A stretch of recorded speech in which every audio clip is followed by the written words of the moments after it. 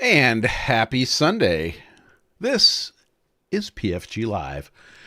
Welcome aboard. It's a beautiful, gorgeous day in southern New Hampshire and elsewhere. Carl Tauber is checking in with 53 degrees and cloudy in the People's Republic of Rhode Island. Finally seeing butts and leaves. I'm not sure that's what you meant. John Thawley is checking in saying the grass is green, the birds are chirping, and it's 68 degrees and sunny near Angel Stadium. Welcome, sir. CJ Stevens is checking in, and he says that he posted his weather in the Discord chat. Okay, we'll get to it in a minute. Art that makes art. Wes is here. We're at about 60 degrees Fahrenheit and currently under a wind advisory. Holy cow. Let's see. And over in the Discord, welcome aboard to Warren Jones, Carl Tauber, DBX, Josh, Daniel, Widgetworks, Spencer, the other one, and Robert Simpson. Welcome aboard, all of you. Let's see. We got some weather reports just plowing in here. Let me see if I can get them for you. Who was first? Well, technically, DBX was first, reporting out of White Plains. Where are you? There you are. White Plains reporting winds 300 at 8 knots, visibility 10 miles, sky clear, temperature 08, dew point -03, altimeter 3004, remarks are unimportant. Let's see. OC John says he can't get his iPhone to play Discord audio via Bluetooth. So you'll be listening on YouTube. You won't miss anything as long as you're here on YouTube. You're all set. CJ Stevens reports 75 and lots of sun in East Tennessee. Welcome aboard, sir. Josh in southern Manitoba reports out of Charlie X-Ray Mike Delta. Winds are 100 at 07 knots, temperature 05, dew point -00, remarks,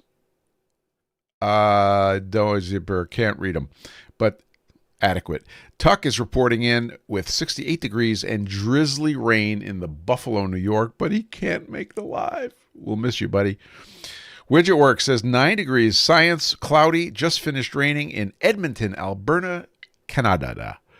Welcome, sir. Robert Simpson says 68 degrees Fahrenheit and intermittent rain 24 miles northwest of Delta Tango Whiskey, Detroit Metro Airport. Welcome. Sutton, New Hampshire, our own Warren Jones reports a nice 60 degrees or so, sunny, and all remarks are positive. And Josh is giving us an audio check of check. Welcome. What an awesome day. If you have a chance to get outside and get some of that vitamin D, I strongly recommend it. It's particularly good today. Wes says the wind really doesn't blow here, but a whole bunch passes through to blow elsewhere. That is funny. Hey, a weird week, but a good week. We got a lot done. Yesterday we were out visiting the mom, and that went well. And today we just basically got our stuff together and going to do a little bit in the shop. Might be on the road doing some errands. But we had an interesting week. And as you could tell from the thumbnail, I got sort of pinged by Dylan from Proteum Machining, and Dylan kind of said, I was talking about RA as a roughness measurement, and Dylan said, oh yeah, you need to use RZ. And I'm like, uh-oh. So I did a little research, and RA is like an average roughness in micro. We do it in micro inches. You could also do it in microns. And RZ is essentially, I'm simplifying it, a peak-to-peak measurement of roughness. So it's a harder measurement. Did I speak of the man? Oh, here he is. Proteum just showed up. So Proteum, you correct me if I'm wrong on any of this stuff. So I ran downstairs and I got my Mitutoyo surface roughness meter, which you see pictured here, and got the toolmaker's flat, which we're going to talk about more, and made my measurements, and I was pretty happy with it. The RA was being measured at 0.7-ish, I think, and the RZ coming in at about 11 micro inches. And a few people were like, that's pretty good. And then I got some comments. After seeing the slide here, the thumbnail, you can see some surface scratches in the toolmaker's flat, which I know about. And I'm here to tell you that those measurements were in the presence of those scratches. So that was pretty good. We're not done with the toolmaker's flat, and in no way is it intended to be done. I have not gone past 3-micron diamond on the laps, so we have not yet brought this in for a landing, but I'm very pleased with how things are going.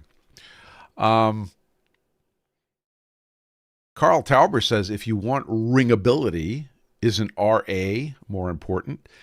Well, it's a really good question, and I don't know the answer to that yet. But I will research it and I will report back. The important thing to understand is that, how do we say this? A whole bunch of PFG lives ago, I did one we called chromoflaticity, in which I was talking about the wavelengths of the departures from flat. And you can go from a very low frequency or long wavelength. In other words, one curve over the entire dimension. Or you can have a bunch of ridges. Or you could have lots and lots of ridges. So that's like low frequency going to high frequency, if you think of it that way. Carl says, what area do the surface measurements cover? So there is a standard for this measurement. And if you look at the picture, it says in the display, it says ISO 1997. That's a standard for the measurement. And basically, it drags, I'm going to call it a phonograph needle, and I'm going to get some grief for this, but it drags a probe across the surface. The distance over which it calculates the numbers is part of the standard. And of course, the pressure it pushes down on it, and the profile of the probe, all of that is part of the standard. And then you do the math that's in the standard after you measure your probe going across. So we care about the fact that lower is better, right? We want smaller numbers for RA. And I was looking in some of my previous posts, and we were getting RAs off of the grinder. Well, recently we got RAs on the toolmaker's flat off of the grinder in the neighborhood of 12-ish. Okay, and now we're getting RAs after lapping of 0.7-ish. So you can see that you're actually making a measurement here, right? But what I don't have any history with until I got kicked in the butt by Protium is RZs, because I just haven't been playing with them. So now we're going to put that into our vocabulary. Carl asks, so it's actually a line measurement, not an area. Correctamundo. Not only that, but I could show you some of the pictures. Let's see. I think the picture started here. So if you look at these pictures, I took an X and a Y measurement, and I took an RA and an RZ in X, and an RA and an RY. I'm sorry, an RA and an RZ in Y. So I did these at 90 degrees to each other, just to see if there's any major differences. And no, there was no huge differences. There are your numbers. So that's how you measure surface roughness. Now, that tells you nothing about surface shape. In other words, it doesn't know about really low frequency or long wavelength departures from flat. It knows about the relatively high frequency departures from flat. Proteum machining says RA is likely the more, quote, real-world measurement, as most drawings specify RA. RZ is just more telling of the, quote, smoothness, close quote, at a microscopic level. I think that's a great way to explain it. So let me tell you the story about the leap that I made. I don't remember if we had that done. Yeah, I can't quite remember. But when I started lapping the flat, I was lapping it with my 3-micron flats in the condition they were in from previous lapping. So I got into the habit of leaving the laps as they were and not cleaning them. And that, I think, was a mistake, and that came from my misunderstanding of, Robin suggested doing the closed moat around the lap so that you don't keep dribbling your diamonds out, your slurry out the sides. And that led me to not clean the flats, clean the laps, which was fine in the short term, especially when you're working on a particular project. But what I ended up doing was I left them like that. And in the first lapping that I did I think it was for last week, I lapped them, and I wanted to have something for show and tell. And they came out flat, as evidenced by the optical flat measurements, but they came out with this very dark gray color, and I didn't like that, and it certainly wasn't where we were heading.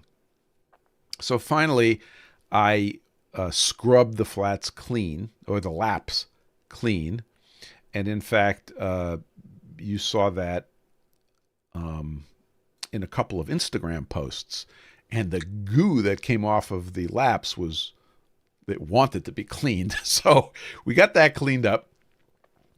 And then the first lapping after that was, okay, fine. Now we're cooking with steam. So the message is that, or my new procedure is that I'm going to scrub the laps clean prior to every lapping session, but I will not clean them during the lapping session, so we can use all of our diamonds. That's my approach going forward. The numbers we're getting and the visual appearance of the lap was pretty good. Let me grab a slide here that shows maybe a tighter picture here of what the laps look like, or the flat looks like. So this is the picture. I think this is the picture I derived the thumbnail from, but the color is that bright chromium-rich color, and I'm very happy with it. DBX says, I heard phonograph needle. So do we have RA and RZ for a good pressing of the Jimi Hendrix Experience Monterey Pop? Asking for a friend. No. However, if you provide a sample, I will provide back measurements, and we'll have the numbers. A perfectly reasonable request, by the way. And the NIST, they want to know about it. So there you go. So not a lot of progress this week on the whole lapping front, but very good progress. And I'm liking it. I'm also liking the lapping station that I built. It's really excellent. And being able to lap, turn around, go to the sink, clean it, go over to the optical flat, measure it. It's a very tight physical loop, and it's working out really well. Proteum says you should try one of the Frasia NX cutter prior to grind sometime. I'd be interested to see how much easier it is to grind and or lap. We'll have to talk. You've gotten sub 4RA in stainless. I absolutely believe that. When I turned these on the lathe, I knew they were going to the grinder. So I didn't go crazy on the lathe. I'll be honest, I used whatever my insert was and I went. Coming off the grinder, it was pretty nice. But sub 4RA off a lathe is pretty cool. Yeah, pretty neat. Like I said, we were getting 11-ish, RA 11-ish off of the grinder, and obviously that was good enough to bring it in for a landing with the lap. So my plan, I have to add a new tray to my station, or at least to the collection. I may not have them both out at once. We'll see. But the new tray is going to support 2 more laps, and that's going to be 1 micron diamond. I like to work in 3s. So we'll have 3 micron diamond for roughing, 1 micron diamond might bring it in to done. We'll see.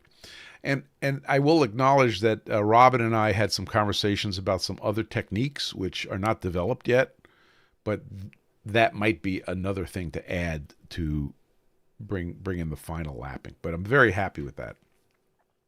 I also sent I sent out some pictures of what we did, of the results, to somebody who's quite interested, and I'm waiting to hear back from them.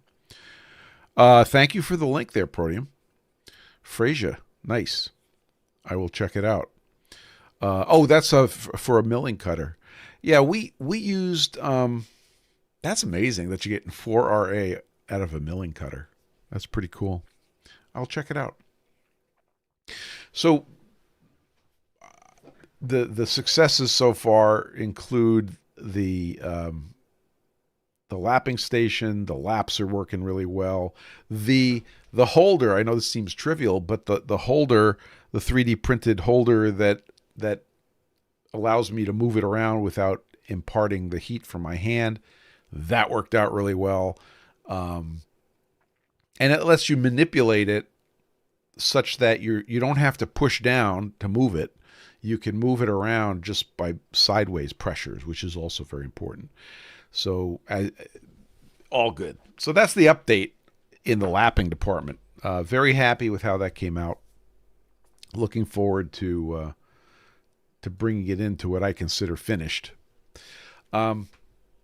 Interestingly, when Johansson did his gauge blocks way back when, before bringing it to Ford, the legend goes that he converted a sewing machine to a lapping machine. However, I have never seen a picture of his primordial machine, and I've never seen an accurate description of what he did. I'm not saying we have to reproduce that, but I would be interested to see what he was doing, especially since I was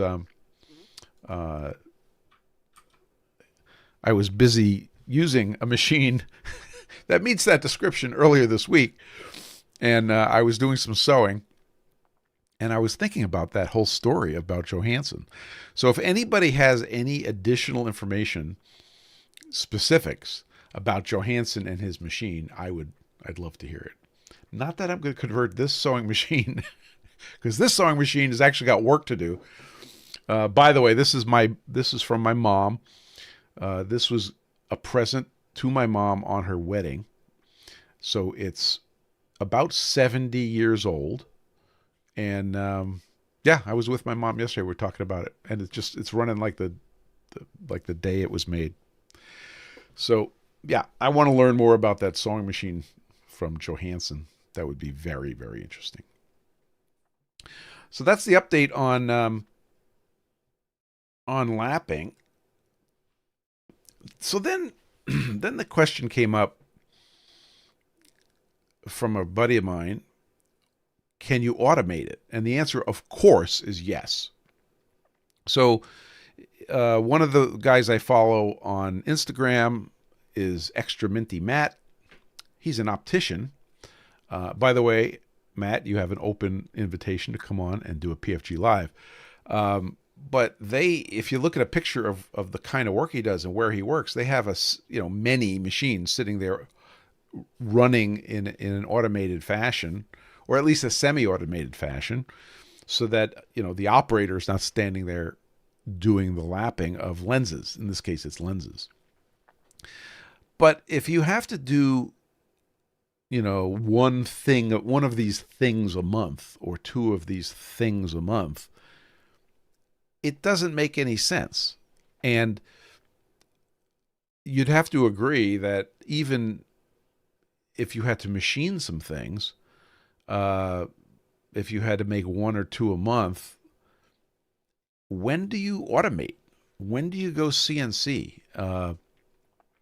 So the answer is yes, there are things we can do. I don't know if I'm going to get involved with doing it. DBX, as I expected you to, put a picture of Johansson's sewing machine in the chat. This deserves further study. We'll have to, yeah. So DBX beat Josh to it. Sorry, Josh. That's the picture I have. That's all. But you know what? If you look for more information, I'm not sure you're going to find it. So here's my challenge to you guys doing the research. Find the highest resolution version of that photo, and let's look at it closely. It would be a lot of fun to figure out what was going on there. And let's just recognize that we are currently using the technology that was developed on that sewing machine. How many years later? What's the year on that, DBX? I can't read it. Isn't that fantastic? So we will get on with it. And today you could buy a steel gauge block, which is generally 52-100 steel, the same steel we're messing with. You can buy a ceramic gauge block. You could buy a carbide gauge block. I'm probably missing something. All for different reasons. Oh yeah, there's another cool picture from Stockholm, 1948. The book was from 1948, and it shows somebody holding a stack of gauge blocks. There has to be 25 gauge blocks in the stack, and the stack has to be about 20 inches long, and they're holding it horizontally. Anyway, if you're watching on video, you're seeing all sorts of cool pictures showing up here. And it should be pointed out that the ability to ring, we talked about this before, is not yet completely understood. I found a paper that I wanted to get, the abstract of which talks about ringing and new discoveries in what makes ringing happen, and I could not pull the paper. I tried all my resources, and the paper was behind a $42 paywall. Kind of bummed me out, but we'll find it and we'll get it. It would be nice to see if there was any additions. Proteum found a pic of his reading. This is from your milling. That is very impressive. 3 RA microinches and 25 microinches RZ. Not bad, man, for milling. That is awesome. So if you're looking at the picture, Proteum is using a MAR, M-A-H-R, roughness meter, and that's pretty neat. Very nice. I like the roughness meters because they quantify something that we tend to not quantify. So there's no questions. There's a number on it. Do you have a calibration item for that? Because I do for the Mitutoyo. I have 118 microinch standard that you can read. Oh, it's built into the unit. Oh, isn't that neat? Well, just another toy that you all need to get is a roughness gauge. You can also get these little sample plates that have about eight or 9 or 10 little squares showing you what the roughness looks like, and you can do a visual comparison to approximate the measurement, and that's also pretty cool. So that's lapping from RA to RZ. We will put numbers on these things instead of saying real smooth. Oh, and I was asked, am I getting ringability yet? And the answer is not quite yet. I have a couple of 1-inch pucks which ring together, and I use them on the toolmaker's flat, and we're not there yet. We're getting close, but I will keep you posted. So that's the story. So if you guys have any questions about any of that stuff, put it in the chat, and we'll try to answer it for you. Very satisfying process, though. Strongly recommended. And when we're done with this side to where we get a process that we think we like, I'm going to protect that side with polyester tape. I'm going to flip it over, and then we will apply the recipe to the other side and see if, in fact, it brings it right in for a landing. And then we have a full recipe for the toolmaker's flat. Stay tuned. We will let you know. WidgetWorks is typing, so we'll wait to see if this is on topic. Meanwhile, I'll have a little sip of tea just to wet my whistle. Okay. I was listening to WidgetWorks asks, are you shooting for parallelism as well? The answer to that is yes, although it's less critical, and we're getting pretty ridiculous parallelism off of the grinder, so that the lapping should not have a big impact on it. We'll measure it. But the as ground flat, we were getting 25 millionths deviation over the whole thing. Basically half of 50 millionths. So it was holding pretty nicely. Or that 25 micro inches over 3 inches is what we were getting. So we'll keep you posted on that. But really, the flat and the ringability are the main things we're looking at. For reasons. We have reasons. There's reasons. Like many of you, I was listening to, I think it was John Grimsmo. It was either the Business of Machining podcast, highly recommended, or it was one of the John Grimsmo videos. But he was talking about, it was Business of Machining. So John and John were talking about John having trouble with a Bluetooth connected probe in his brother milling machine. And they said, that sounds like a Spencer Webb problem. So I'm like, okay, I got the message, guys. So I wanted to, it was on this week's podcast. Thank you very much. So I wanted to get into that a little bit. And, I'm going to cross the streams, bring a little bit of antenna wisdom into this discussion of precision machining. So if you don't know, my principal business is as an antenna consultant and engineer.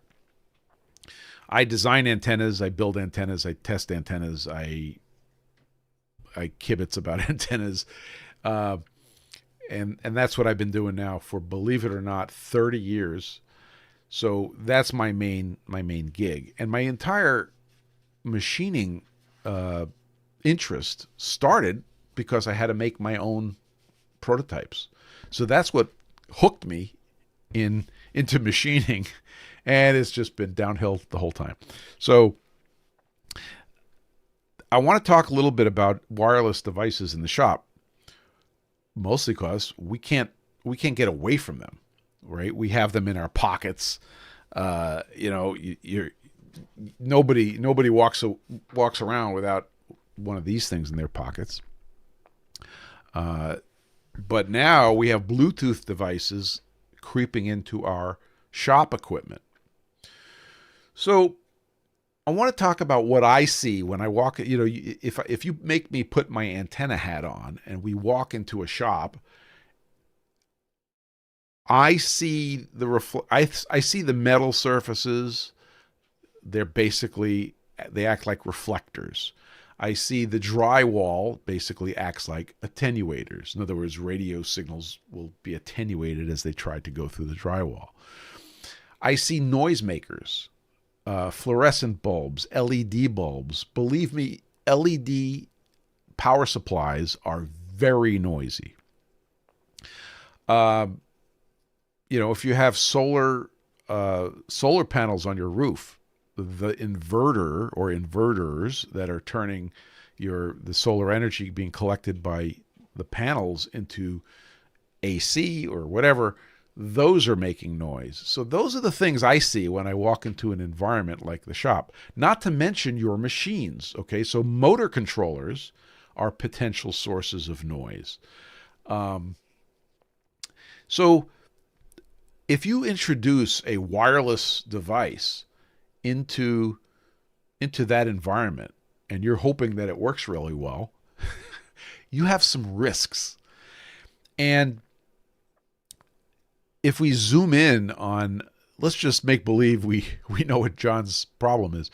If you zoom in on like a Brother milling machine and you look at a probe in there and you imagine that has a Bluetooth interface in it, well, now you have a transmitter, a Bluetooth transmitter, and potentially its receiver. I don't know where the receive side is. In fact, I would love John to show up and tell me. Hi, Robin. Robin just checked in. Welcome aboard. But what I see is a box that has, yes, it has some windows, but it's an echo chamber. And there's a problem with that. And we'll talk about that in a second. So there's a lot of things going on. One of the problems that is not obvious is what we call a multipath null. What does that mean? If you have a receiver and a transmitter, and they can see each other, right? Their line of sight, you get a signal directly, line of sight, no problem. But if that transmitter also bounces a signal off of something, the ceiling, a wall, the side of a machine, and that same signal reaches the receiver, now you have two signals coming into the receiver. If they are exactly in phase, they reinforce, and it's stronger. If they're exactly out of phase, they will cancel, and you will have a null. So interesting. Protium says the RF probes, like Grimsmo's, are meant for things like horizontals, where line of sight can be limited, and a traditional IR one might not work.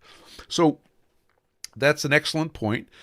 What I will need to know, and I have not done this, okay, I have not put eyes on the situation, but I want to see, I know what the transmit side looks like. It's a probe, and believe me, I know what the antenna inside looks like. I've designed a dozen of them. That's an understatement.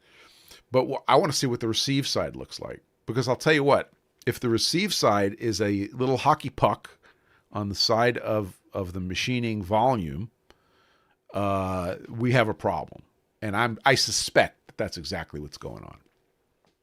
Because if you have a single point of transmission and a single point of reception, you can have multipath, which causes a null. You could literally be standing at the transmitter. I can see the receiver, or vice versa, and get no signal, because you have a direct signal and another signal being reflected, and they're exactly canceling, and that's what we call a multipath null.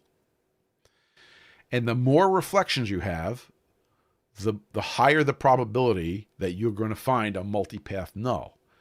Now, the good news is you can fix that sometimes by literally moving a couple of inches and be out of the multipath null. But there's no guarantee.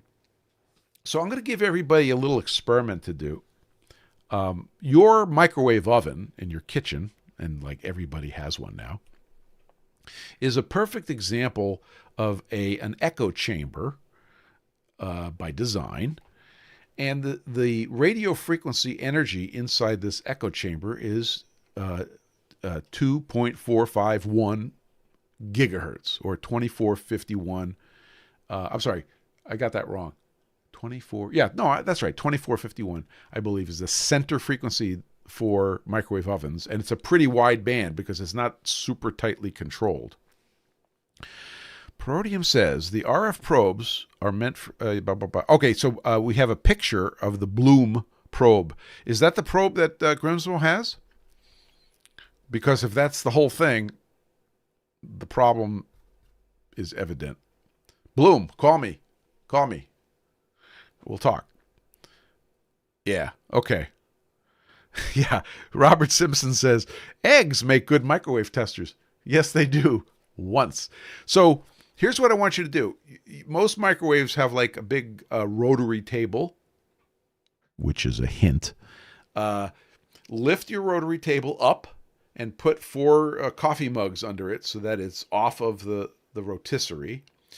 Take a paper towel, make it wet, squeeze out the extra water, and lay the paper towel on your round plate. Okay? Now, set your timer for 1 minute and start the microwave, but keep your finger hovering right over the stop button. If you watch it, you will note that your paper towel is going to dry out in some areas, and as soon as you see them dry out, a couple of them dry out, hit the stop button. Now, observe your paper towel. So if you take out your Sharpie, okay, at that point, I want you to go to all the dry areas and put a dot in it. And you're going to see a pattern emerge. And the pattern is a pretty regular grid of dry spots interspersed by wet spots. And you will also note that the distance from the dry spots to the wet spots are a multiple of 1.2 inches. That's crazy, but that's because of the frequency of the signal that is causing what we call a standing wave pattern inside the microwave. And the purpose of the rotisserie in there is to average out the fact that there's going to be hot spots and cold spots. Now, as soon as you put your roast in there, it's going to change the cavity and those spots are going to move around. But the message is that it's not uniform.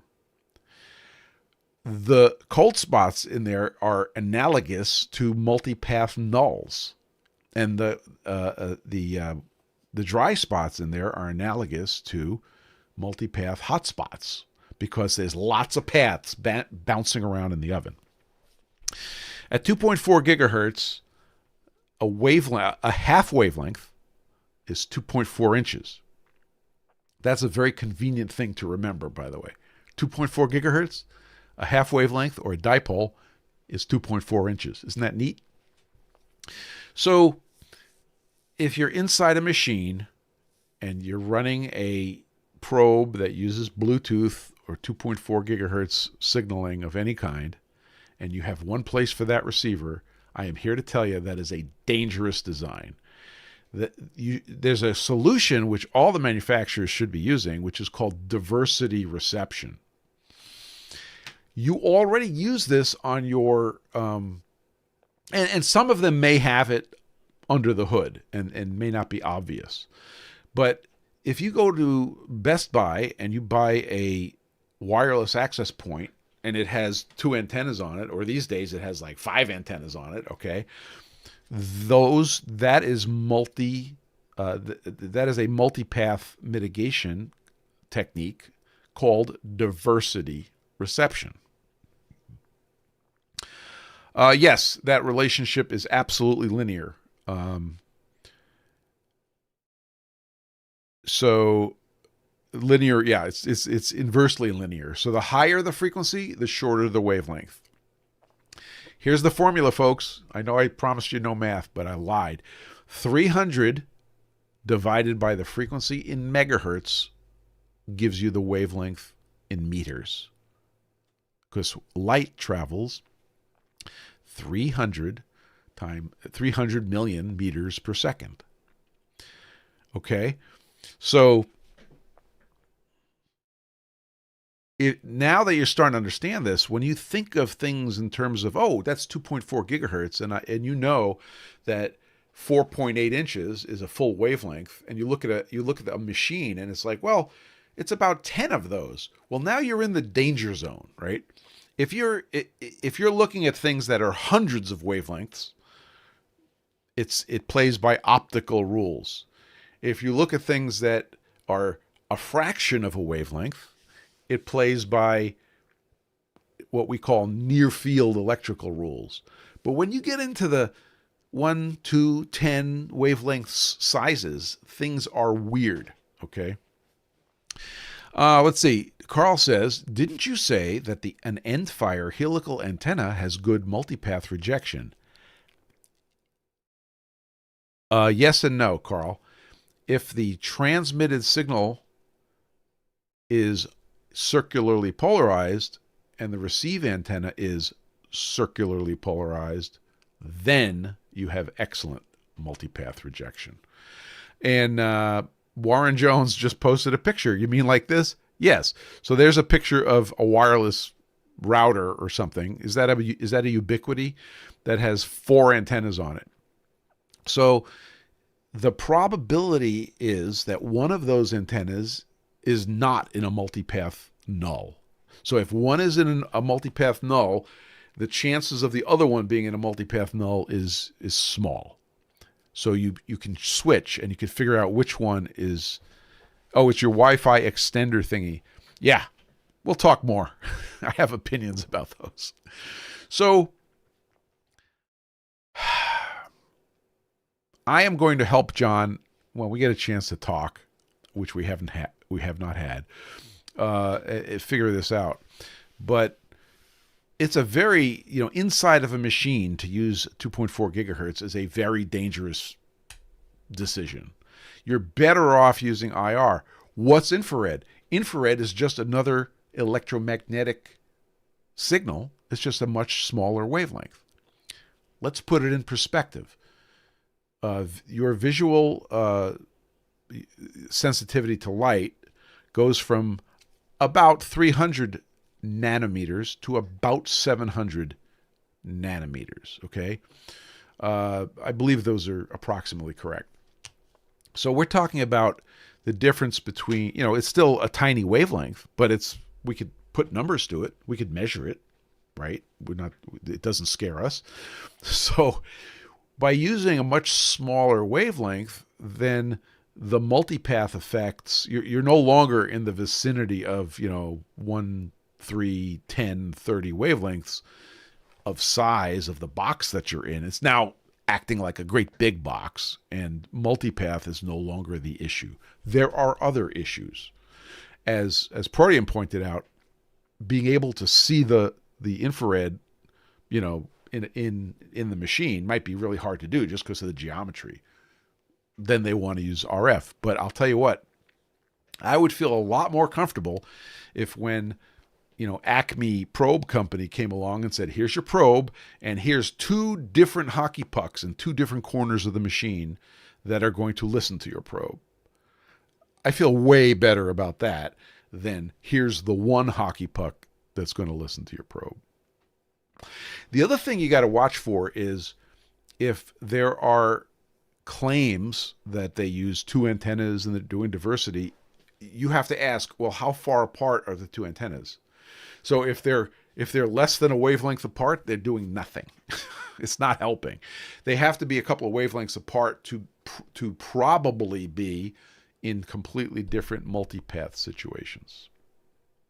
I know that this was a lot to dump on you in one swell foop, but this is of concern. You could extend this now to thinking about Wi-Fi in your shop. How many people have Wi-Fi? Warren Jones, we were just talking to Warren. Warren is presently listening to this sitting outside in the great outdoors. But I know that when Warren's in his shop, he's in a metal box. And that whole situation is problematic. So maybe you could just start looking at things a little differently now and you start seeing, oh, I'm in a metal box and I have no cell reception, and I think I understand why now.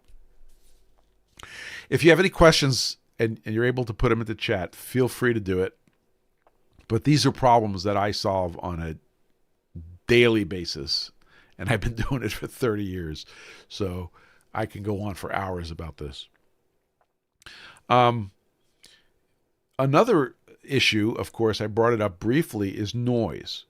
So if you have an opportunity, for example, in setting up Wi-Fi in your shop, if you have the opportunity to make a decision as to whether you're going to use the 5 gigahertz Wi-Fi or the 2.4 gigahertz Wi-Fi, there is no question you should always use the 5 gigahertz option. I know in my Wi-Fi system, you can tell it to prefer the 5 gigahertz, and that's what we do. We say, if you can drag your client over to a 5 gigahertz channel, do that. And the reasons are multiple, but the biggest one is noise and just it's crowded. 2.4 gigahertz is ridiculously crowded. All these devices, the microwave ovens, you effectively have 3 channels on 2.4 gigahertz. Did you know that? You'll hear talk about 11 channels. That's utter nonsense because they're so wide, and in order to not overlap, you have channel 1, channel 6, and channel 11, and effectively that's what you have. And channel 6, guess what's in the middle of channel 6? Microwave ovens. So 5 gigahertz has over 100 channels. It's like the great outdoors. Use 5 gigahertz. Warren says, I work in steel buildings, and often you have to go outside to use the cell phone or to send a photograph or whatever. Yes, absolutely. And don't be lured into the, oh, just plug in this extender and it's going to fix all your problems. Yeah, no. A good system will have multiple wireless access points, and it will do the right thing as best it can. Yeah. So Josh says he played an MMO, that's a massive multiplayer online game, with a guy on Wi-Fi, and every time somebody used the microwave, he would get knocked offline. Absolutely. So again, if you can, these days, almost every phone can do 5 gigahertz Wi-Fi, no problem. If you can influence your system to use 5 gigahertz, please use 5 gigahertz. There's so much crap in the 2.4 gigahertz band. It's not funny. It's really not funny.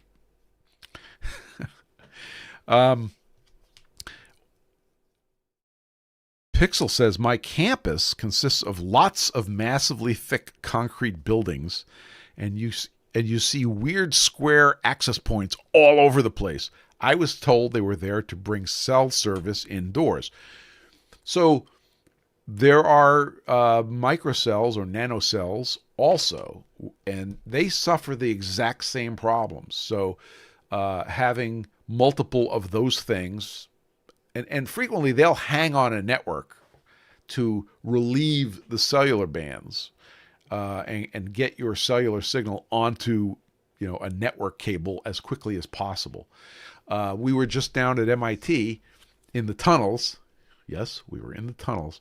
And sure enough, every now and then, there was a tunnel-based access point, and the Wi-Fi was excellent.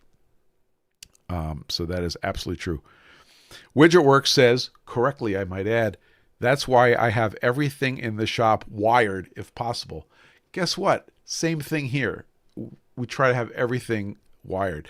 I have a camera that gets knocked offline when we use the microwave oven because it's a wireless camera, and that will not be wireless very long. So noise sources. So if it's very hard for the average person without special equipment to diagnose that part of your problem is noise. But if you can correlate, and I have a funny story about that, if you can correlate turning something on activating a motor, with losing a connection on your Wi-Fi. And if you could repeat that correlation, you're on the way to solving the problem. There are ways to solve noise problems from motor controllers and other stuff. And that's something we could talk about. So if you end up in that situation as a member of our community and you want to talk to me about it, happy to help. Pixel says, relieving the cell towers is something I didn't consider. That's neat. I wonder how coordinating that with cell providers works. The cell providers desperately want you off the air. They want you into something. So a lot of places you can get in your home or shop, you can get your own nano cell. Okay, it looks like a Wi-Fi, it looks like a router, but it's literally a cell tower. And if they can get your cell phone off of the network into the internet quickly, it relieves the cell network, and they like that. Widgetworks says there are cell phone apps that can show some of the noise, not perfect, but better than nothing. Absolutely. Happy to help, Pixel. This is a deep topic, but specifically with respect to your machine shops, there are issues here. So the funny story is that I have been playing on the Discord server with what we call webhooks, which is ways to have another system shoot a message in to the Discord server. And we have a channel that does that right now. And I have a private channel that's doing some experiments. One of the experiments is when my surveillance system loses a camera, it will send a message to that channel. It's not a public channel. As soon as I implemented that, I was able to 100% correlate the microwave oven turning on with that camera getting its signal lost. Awesome. So, sometimes you trip over it, but there you go. Yeah, there you go. So QD Smiths, who's in Finland, says, I used to have digital cable TV more than 10 years ago. Sorry, I apologize. The Netherlands. QD Smiths is in the Netherlands. He says different channels would drop out when using the wireless DECT phone or the microwave. Yes, exactly correct. So I'm going to close this with one last comment, because again, this can go on for a long time. And that is, there are no quick fixes that if something seems too good to be true, it's too good to be true. One of these things is called a passive repeater. Passive meaning you don't have to plug a box in that doesn't use any electricity, where you're going to put an antenna inside and it leads to an antenna outside and you've solved your problems. No, do not waste your time. If you are offered that, if you see that advertised, the answer is no. And you could do the math to show why the probability of that working is nearly zero. But I'll just leave you with that. There are systems where you have a box, you plug it in, and it literally is a repeater. It receives your signal, it translates it perhaps to a different frequency, it shoots it up, shoots it out, and vice versa. Those are real, okay? But anything that says it's going to solve your problem passively is not real. As you can tell, I'm a little passionate about this. But again, if any of you guys want to talk about this, we can get deeper into it. Yeah. Okay, DBX. Balanced power. Or you could spin your electrons. If you spin all your electrons, that also helps a lot, really. Okay. I know we're going to get one more comment on this here. Everybody's typing. Robert Simpson says, ether winds. Yes, the ether winds, they blow. We so depend on these electronic devices too. If you can ever replace a wireless link in your shop with a wired link in your shop, do that. Okay, so the brief topic is the joy of unnecessary precision. A lot of times we hear people wanting to hit a tolerance within a tenth. I want to hit this within a tenth. And if you look at the Pixel just posted a picture of an old AT&T tower. Yeah, those antennas on top there, Pixel. They're called cornucopia antennas, and they have a storied past. Those were used to make connections across the country for long distance. Yeah, long lines. Exactly right. So we get a part to make, and we say I'm gonna hit this within a tenth, and we hit it within a tenth. You get a good tool, you get a good process, you compensate for this, compensate for that, change your work holding, and then you look at the print and it says plus or minus 5 thousandths. So this is sort of something that bugs me, in that if you're doing something for the joy of doing it, if you're doing it because you enjoy precision, believe me, we all like that sort of thing. That's awesome. But if somebody's paying you to make a part and you're spending 10 hours hitting a tenth when you could have spent 3 hours and shipped it out the door, you're sending money down the toilet. It's either your client's money that's going down the toilet or it's your money that's going down the toilet. Neither of these are good. So what I like to hear, and I think John Saunders was talking about this, is you have tolerances on parts for a reason. And the designer, who should have sat down and looked at tolerances and said, okay, this part is going to be plus or minus 2/2000ths of an inch. It's going into this thing, which is plus or minus 2/2000ths of an inch. The nominal values of those dimensions are spaced this much, not always obvious, by the way. And if the parts are inside that band, you're done. Everything goes together. And if the parts fall outside that band, you probably have a problem. But it's the designer's job to set the tolerance on the part, and it's the machinist's job to hit the tolerances. So if you have a part that says this is 1 inch plus or minus 10 thousandths, and you have a part that comes in at 1 inch plus 9 thousandths, you send that part along. You're done. You're done. And if you say, well, gee, where'd the 9 thousandths come from?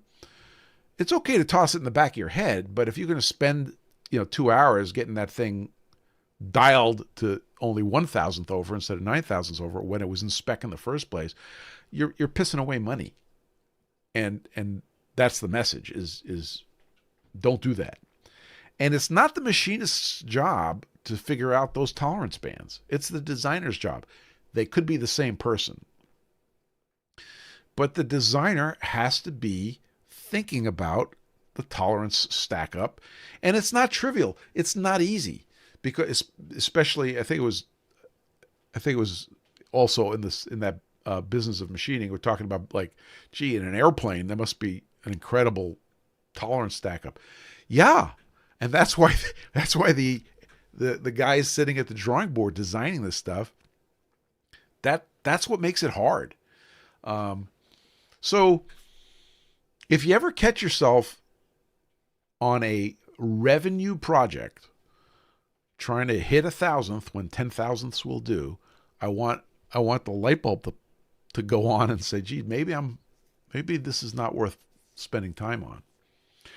However, if you're having fun in the shop and you're improving your skills and you're trying to see how good you can do, go for it. Have a ball. I do that. A bunch of us do that. And I say, let it rip. Spencer R. By the way, Spencer, I saw a post this week from the MIT rifle team. Now, if you don't know my history, I was on the MIT pistol team. The MIT rifle team now has a Spencer, and that's awesome. But Spencer R says, my dad just had this at work. The prototype parts of a production job were all cut to plus or minus 2/10 when the tolerance called out for plus or minus 5/1000.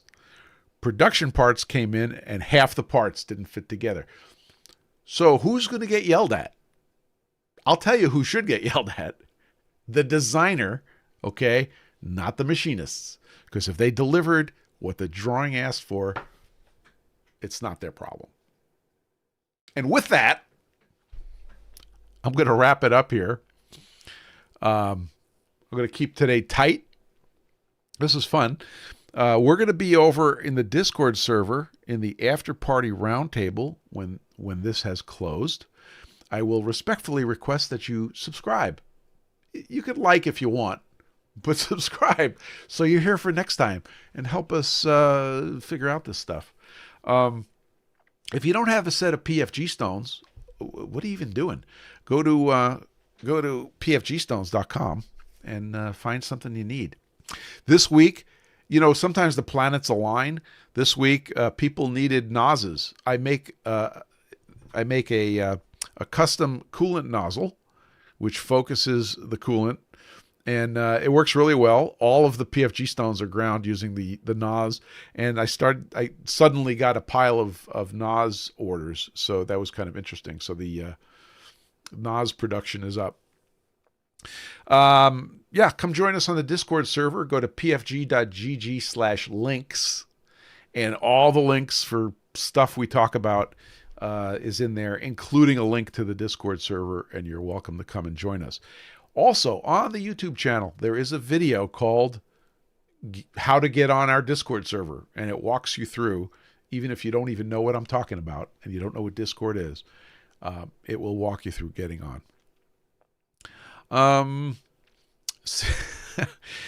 Let's see. I think we covered it. I think we cleared out all the pipes. You guys are awesome. Have a great week. Enjoy the spring. Go do something in the shop that is accurate, but not too accurate.